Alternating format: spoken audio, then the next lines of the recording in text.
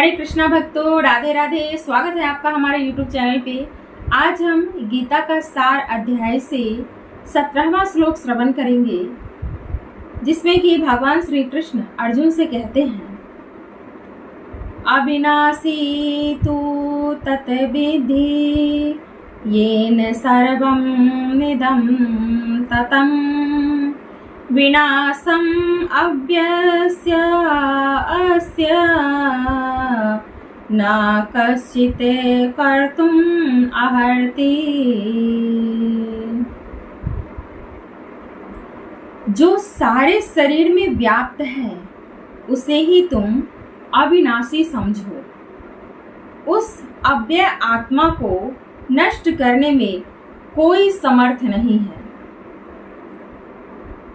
बहुत से ज्ञानी कहते हैं कि आत्मा होती ही नहीं है, लेकिन गीता के अनुसार आत्मा को कितना सूक्ष्म बताया गया है वो आज के श्लोक में हम समझेंगे, तो ध्यानपूर्वक श्रवण कीजिएगा। तात्पर्य यह है कि इस श्लोक में संपूर्ण शरीर में व्याप्त आत्मा की प्रकृति का अधिक स्पष्ट वर्णन हुआ है। सभी लोग समझते हैं कि जो सारे शरीर में व्याप्त है वह चेतना है। प्रत्येक व्यक्ति को शरीर में किसी अंश या पूरे भाग में सुख दुख का अनुभव होता है, किंतु चेतना की यह व्याप्ति किसी के शरीर तक ही सीमित रहती है। एक शरीर के सुख तथा दुख का बोध दूसरे शरीर को नहीं हो पाता है। फलतः प्रत्येक शरीर में व्यष्टि आत्मा है और इस आत्मा की उपस्थिति का लक्षण व्यष्टि चेतना द्वारा परिलक्षित होता है। इस आत्मा को बाल के अग्रभाग के, अब ध्यान पूर्वक सुनिएगा, इस आत्मा को बाल के अग्रभाग के 10,000वें भाग के तुल्य बताया गया है। श्वेताश्वर उपनिषद में इसकी पुष्टि हुई है। बहुत लोग पूछ देते हैं कि कहाँ पे है, आप प्रमाण दे सकते हैं, तो यहाँ आप पढ़ के या सुन के समझ सकते हैं। यहाँ बताया गया है, बालाग्रस्ता भाग्यस्य तथा कल्पितस्य च भागो जीवः साविज्ञेयः स चानन्त्याय कल्पते।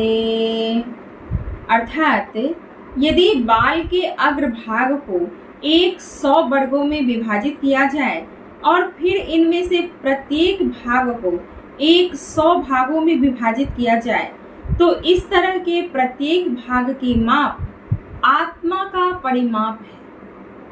इसी प्रकार यही कथन निम्नलिखित श्लोक में भी मिलता है। अब यहाँ पे भी श्रवण कर सकते हैं। केशाग्रस्त भागस्य तांसः सादृशात्मकः जीवः सूक्ष्म स्वरूपोऽयं संख्यातीतो हि चित्कणः। अर्थात आत्मा के परमाणुओं के अंतःकण है, जो माप में बाल के अगले भाग यानी नोक के 10,000वें भाग के बराबर है। अब एक तो बाल कितना पतला होता है वो आप देख ही सकते हैं।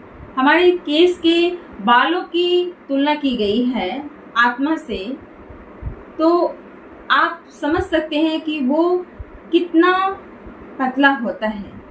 और उसके नोक के यानी कि अग्रभाग, बाल के अग्रभाग के नोक के 10,000वें गुना है। इस प्रकार आत्मा का प्रत्येक कण भौतिक परमाणुओं से भी छोटा है और ऐसे असंख्य कण हैं।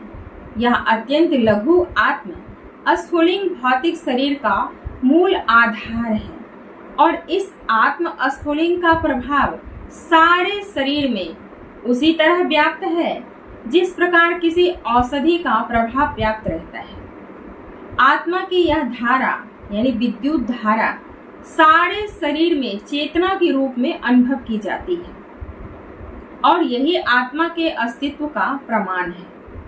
सामान्य से सामान्य व्यक्ति भी यह समझ सकता है कि यह भौतिक शरीर चेतना रहित होने पर मृतक हो जाता है और शरीर में इस चेतना को किसी भी भौतिक उपचार से वापस नहीं लाया जा सकता। चेतना गई, बस सब कुछ शांत। अतः यह चेतना भौतिक संयोग के फलस्वरूप नहीं है, अपितु आत्मा के कारण है। अब यहाँ एक और श्लोक में समझते हैं जो मुंडक उपनिषद में कहा गया है। आत्मा की और अधिक विवेचना हुई है यहाँ पर। एसो नुरात्मा चेतसा वेदितव्यो यस्मिन् प्राणः पंचधा संविवेश प्राणोषितं सर्वमोतं प्रजानायस्मिन् विशुद्धे विभत्ये स आत्मा।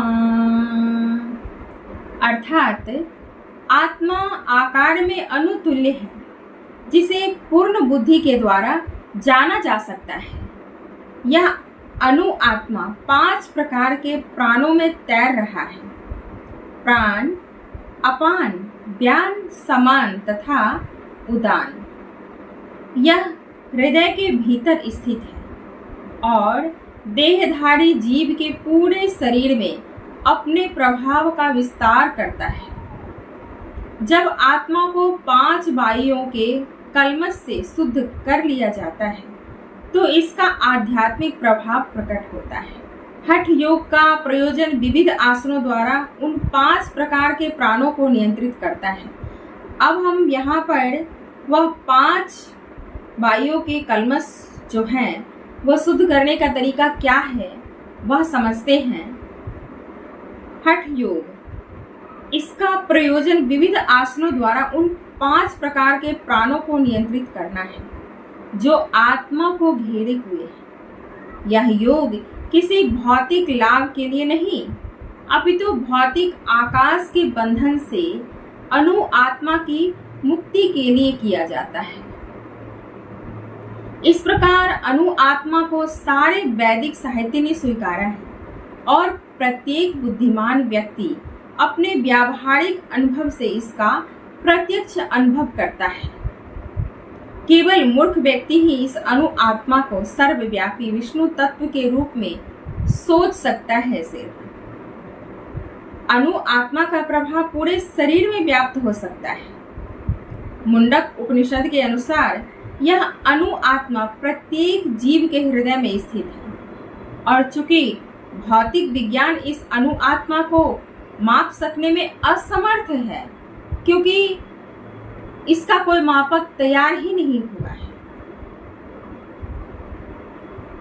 अतः उनमें से कुछ यह अनुभव करते हैं कि आत्मा है ही नहीं। व्यष्टि आत्मा तो निसंदेह परमात्मा के साथ साथ हृदय में है और इसीलिए शारीरिक गतियों की सारी शक्ति शरीर के इसी भाग से उद्भूत है। जो लाल रक्त कण फेफड़ों में ऑक्सीजन ले जाते हैं वे आत्मा से ही शक्ति प्राप्त करते हैं। अतः जब आत्मा इस स्थान से निकल जाता है तो रक्तोत्पादक संलयन बंद हो जाते हैं।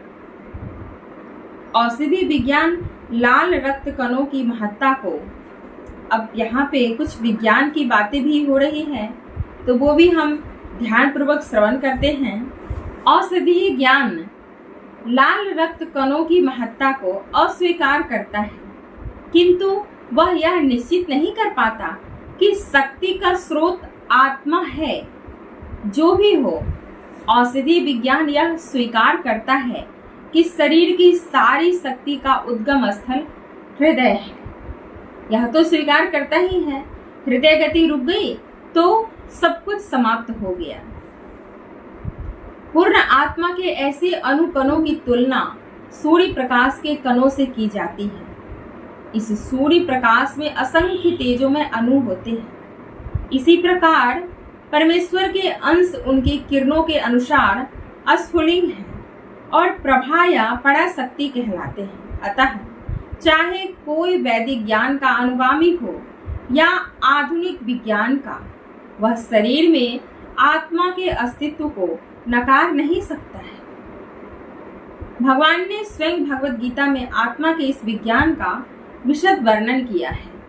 कल के श्लोक में हम और भी इसके बारे में जानकारी प्राप्त करेंगे, तो धीरे धीरे हम इसको समझने की कोशिश करते हैं।